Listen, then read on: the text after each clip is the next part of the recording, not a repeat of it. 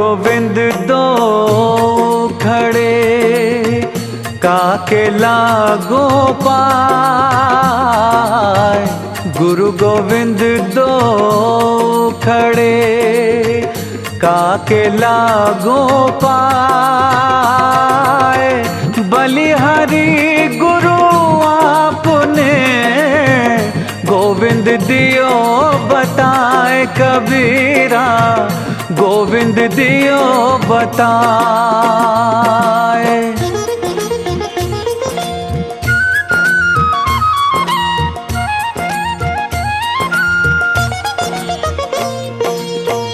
गुरु गोविंद सब एक है, बाकी सब आकार।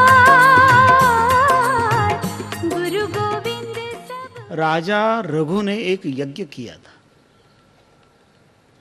और उस यज्ञ में राजा रघु ने अपनी सर्वस्व संपत्ति दान कर दी थी। मात्र उसके पास में अपना राज्य सिंहासन, दंड और छत्र, इतना उसने सुरक्षित रखा था, क्योंकि वो राज चिन्ह कहलाते। यहां तक कि राजा जिन पात्रों में भोजन कर रहा था वे पात्र भी मिट्टी के थे। मिट्टी के कुल्हड़ में पानी पी रहा था राजा, और वहां पर कौत्स पहुंचा। जैसे ही कौत्स ने देखा कि राजा मिट्टी के पात्र में पानी पी रहा है, तो कौत्स को ऐसा लगा कि ओहो, वो गलत जगह आ गया। जब राजा ही मिट्टी के पात्र में पानी पी रहा है और मैं उसके पास से 14 करोड़ स्वर्ण मुद्रा की अपेक्षा लेकर आया हूं, तो मेरी अपेक्षा कहां से पूरी होगी? क्योंकि नियम है, जिसके पास जो होगा वही तो वो देगा। जिसके पास होगा ही नहीं तो देगा कहां से? और राजा तो अब वैसा है जैसा वह बादल जो बरस चुका है। जो बादल बरस चुका है उसके पास अपना पानी नहीं है, तो कहां से देगा? जो भरा हुआ बादल होगा वही तो बरसेगा। इसलिए राजा रघु से मिलकर कौत्स लौटने लगा। राजा रघु ने उसे लौटते हुए देखकर उसको रोका। हे ऋषि कुमार, क्यों वापस जा रहे हो? तब ऋषि कुमार कौत्स कहता है कि राजन, मैं भूल से आपके पास आया। कहा क्यों? हमारे पास से आज तक कोई याचक याचना की पूर्ति के बगैर वापस नहीं गया है, तो तुम कैसे वापस लौट सकते हो? कौत्स कहता है राजन, लेकिन मैं क्या कहूं आपसे, क्योंकि मैं देख रहा हूं कि आप तो सब बरस चुके हैं। आपने तो सब कुछ बांट दिया है, तब आपसे अब क्या मांगो और किस मुंह से मांगो? राजा रघु कहते हैं नहीं नहीं, जो कुछ भी हो तुम बोलो। तब कौत्स कहता है कि राजन, मैंने अपने गुरु से 14 विद्याएं प्राप्त की हैं, और उन 14 विद्याओं के देने वाले गुरु ने मुझसे गुरु दक्षिणा के रूप में 14 करोड़ सुवर्ण मुद्राओं की मांग की है, और मुझे वो 14 करोड़ सुवर्ण मुद्राएं गुरु दक्षिणा के रूप में देनी है। मेरा संकोच के कारण मुख बंद इसलिए था क्योंकि मैं देख रहा हूं कि आपके पास तो मिट्टी के पात्र हैं, तो मेरी याचना पूर्ण नहीं होगी, इसलिए मैं आपसे नहीं कह रहा था। लेकिन आपने आग्रह किया, इसलिए मैंने अपनी समस्या आपके सामने रख दी। राजा रघु ने कहा कि हे ऋषि कुमार, तुम हमारी यज्ञशाला में ठहरो, हम 14 करोड़ स्वर्ण मुद्राओं की व्यवस्था करते हैं। राजा ने अपने सेनापति को बुलाया, अपने खजांची को बुलाया और पूछा कि अपने इस यज्ञ के लिए किसकी तरफ से ये टैक्स बाकी है, किसने अपना योगदान नहीं दिया है। खजांची कहता है कि धरती पर जितने राजा हैं उन सबने योगदान दिया है, कोई बाकी नहीं। राजा रघु कहते अरे कोई तो बाकी होगा जिसने नहीं दिया होगा। तो खजांची ने कहा हां, एक व्यक्ति बाकी है, जो देवताओं का खजांची है, कुबेर, वो बाकी है। तो राजा रघु कहते कुबेर ने नहीं दिया कुछ, चलो उससे वसूलेंगे। और राजा रघु ने दूसरे दिन सुबह कुबेर के ऊपर आक्रमण करने के लिए अपना राज्य का टैक्स वसूलने के लिए, कर वसूलने के लिए कुबेर से निश्चय किया। और राजा उस दिन रथ में ही सो गया, अंदर गया ही नहीं, क्योंकि जब काम पूरा ना हो तब तक अंदर क्या जाना। रथ में ही राजा सोया। उधर कुबेर को इस बात का पता चला कि रघु हम पर आक्रमण करने आ रहे हैं, और राजा रघु की वीरता का, उनके शौर्य का डंका 10 दिशाओं में बजता था। कुबेर घबरा गया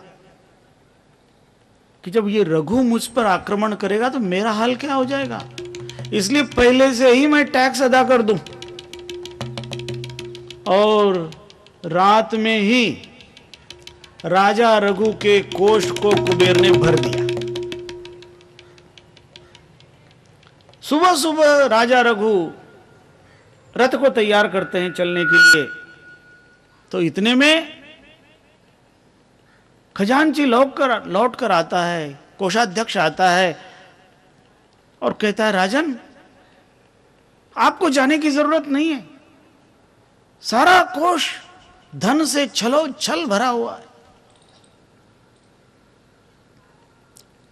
राजा रघु कहते हैं कि लगता है कुबेर ने अपना टैक्स भर दिया है।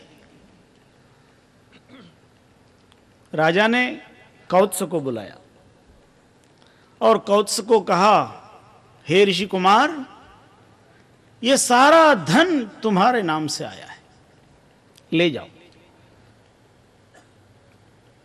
कौत्स ने कहा कि राजन, मुझे तो मात्र 14 करोड़ चाहिए, क्योंकि मैंने गुरु से 14 करोड़ की दक्षिणा देने का वचन लिया है। तो मैं 14 करोड़ से एक मुद्रा भी अधिक नहीं लूंगा। और राजा कहने लगा कि ये सब तुम्हें ही ले जाना है, क्योंकि मैं इसमें से बचा हुआ कुछ भी नहीं रखूंगा। और दोनों में बात होने लगी।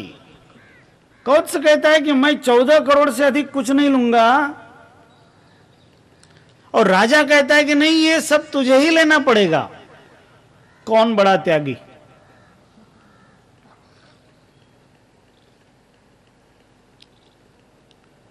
गुरु शिष्य को जब ज्ञान देता है तब शिष्य से कुछ अपेक्षा नहीं करता, लेकिन शिष्य जब हठ पकड़ता है तो उसको शिक्षण भी देना पड़ता है।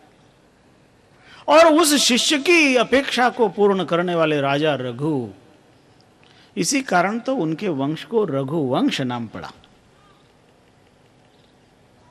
न तो वह दशरथ वंश कहलाया, न वह अज का वंश कहलाया, न राम का वंश कहलाया। आज भी लोग अपने को रघुवंशी कहलाने में बड़ा ही सम्मान महसूस करते हैं। वो राजा रघु का वंश। जो याचकों की याचना की इस तरह से तृप्ति कर देता है।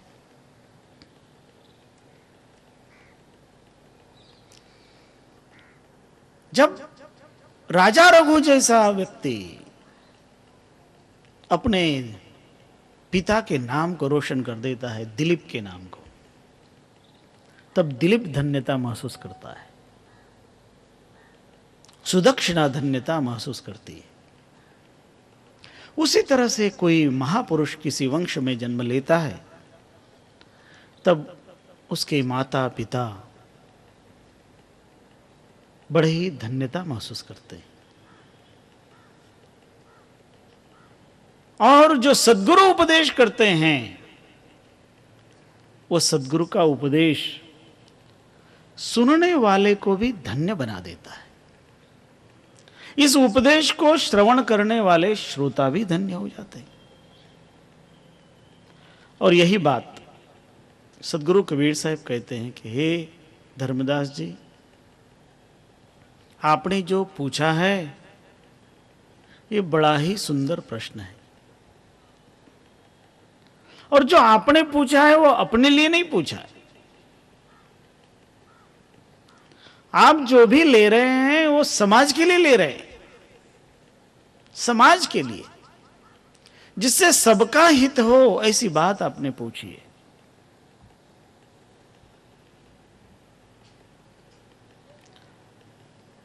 सद्गुरुरुवाच एतत् साधु त्वया पृष्टं वचो धर्म सतां हितं कृतं हंसैरिव ज्ञानं तद्रूपं प्राप्यते च तैः। सद्गुरु शिष्य धर्मदास जी से कह रहे हैं कि हे धर्मदास जी, जो आपने पूछा है वो सज्जनों के लिए हितकारी है। आप ही जैसा व्यक्ति कोई ऐसा प्रश्न कर सकता है, क्योंकि जिसको अपना कुछ हित नहीं है वो जगत हित की बात सोचता है। वास्तव में धर्मदास जी जैसे व्यक्ति को तो सब कुछ गुरु कृपा से मिल गया था, लेकिन उन्होंने विचार किया कि मुझे तो मिला,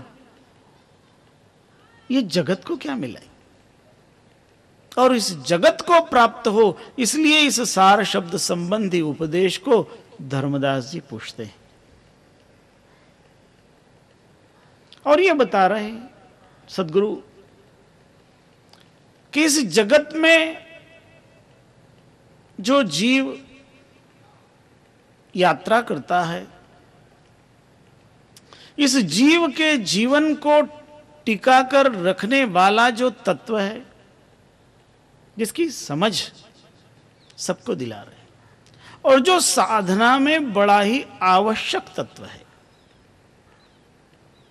वह आवश्यक तत्व है सबसे महत्वपूर्ण, और उसका नाम है प्राण। क्योंकि प्राण रहते ही साधना हो सकती है। प्राण न हो तो साधना कर सकेगा कोई? प्राण हो तो साधना संभव, प्राण हो तो सब कुछ संभव, और प्राण न हो तो कुछ भी संभव नहीं। उस प्राण के महत्व को समझाते हैं। आप ये देखना, परमात्मा ने जो ये सृष्टि बनाई, इस परमात्मा की सृष्टि में जो तत्व इस जीव के लिए परम जरूरी है, वह परमात्मा ने मुफ्त में दिया है। जैसे पवन, हवा। हवा के बगैर इस दुनिया में कोई जी नहीं सकता, और परमात्मा ने यह हवा सबको फ्री में दे दी। हवा के बाद क्रम आता है जल का। आदमी जल के बगैर भी थोड़े समय तक तो जी सकता है, इसलिए जल का थोड़ा सा मूल्य लगता है। हवा को तो फ्री कर दिया, जल भी फ्री है। अपने देश में तो ये नियम था, पहले लोग जल पिलाना बड़ा पुण्य का काम समझते थे, और यहां पर तो जगह जगह लोग प्याऊ खोलते थे। रेलवे पर, स्टेशन पर, बस स्टैंड पर, गर्मी के मौसम में तो जगह जगह बड़े बड़े घड़ों में पानी भर के रख दिया जाता था, और जितने भी रास्ते से चलने वाले राहगीर वहां से गुजरते थे उनको आग्रह करके जल पिलाया जाता था। अब सब बदल गया, अब जल का भी व्यापार होने लगा। कदाचित भविष्य में ये हवा भी व्यापार का केंद्र न बन जाए। परमात्मा ने तो फ्री दे रखी है, लेकिन आदमी उस पर नियंत्रण करके उसको आवक का साधन बनाने की कोशिश में लगा रहता है। कहीं कहीं शुरू हो गया है, जहां प्रदूषण अधिक मात्रा में बढ़ा है वहां पर लोग ऑक्सीजन मास्क लगाकर थोड़े समय तक प्राणवायु को अपने अंदर उतारते हैं और थोड़ी ताजगी महसूस करते हैं, फिर बाहर आते हैं और वहां उस प्राणवायु